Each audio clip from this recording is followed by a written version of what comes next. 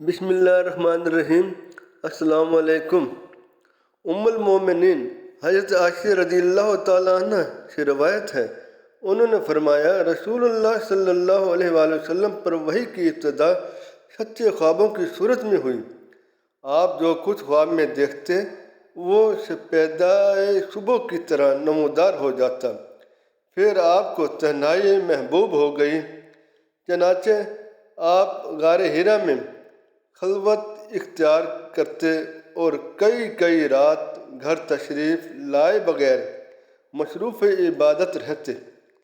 آپ کھانا پینے کا سامان گھر سے لے جا کر وہاں چند روز گزارتے، پھر حضرت خدیجہ رضی اللہ تعالی عنہا کے پاس واپس آتے اور تقریباً اتنے ہی دنوں کے لیے پھر توسہ لے جاتے، یہاں تک کہ ایک روز جب کہ آپ غار حرا میں تھے، یک آپ کے پاس حق آ گیا اور ایک فرشتے نے آ کر آپ سے کہا پڑھو۔ آپ نے فرمایا میں پڑھا ہوا نہیں ہوں، آپ کا فرمان ہے۔ اس پر فرشتے نے مجھے پکڑ کر خوب بھینچا، یہاں تک کہ میری قوت برداشت جواب دینے لگی۔ پھر اس نے مجھے چھوڑ دیا اور کہا پڑھو۔ میں نے کہا میں تو پڑھا ہوا نہیں ہوں۔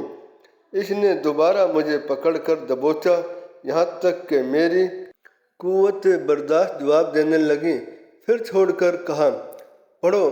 میں نے پھر کہا میں پڑھا ہوا نہیں ہوں۔ اس نے تیسری بار مجھے پکڑ کر بھینچا، پھر چھوڑ کر کہا پڑھو۔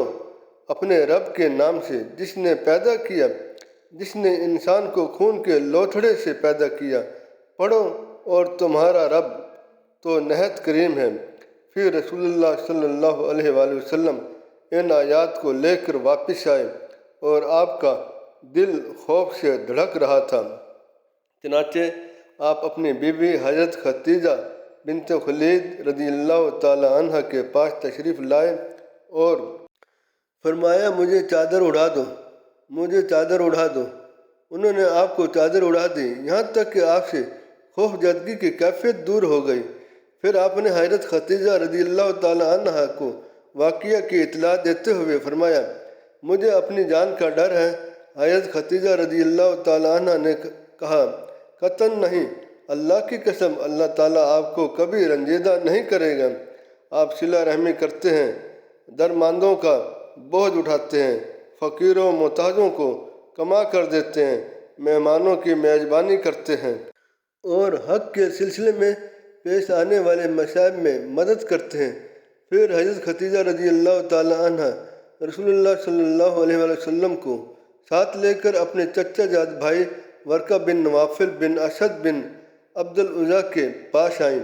ورقہ دور جہالت میں عیسائی ہو گئے تھے اور عبرانی زبان بھی لکھنا جانتے تھے، چنانچہ عبرانی زبان میں حسب توفیق الہی انجیل لکھتے تھے۔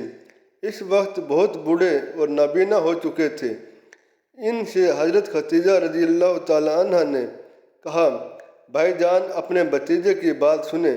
ورقہ نے پوچھا بھتیجے کیا دیکھتے ہو؟ رسول اللہ صلی اللہ علیہ وآلہ وسلم نے جو کچھ دیکھا تھا بیان فرما دیا۔ اس پر ورقہ نے آپ سے کہا یہ تو وہی ناموس، وہی لانے والا فرشتہ ہے جسے اللہ تعالیٰ نے حضرت موسیٰ علیہ السلام پر نازل فرمایا تھا۔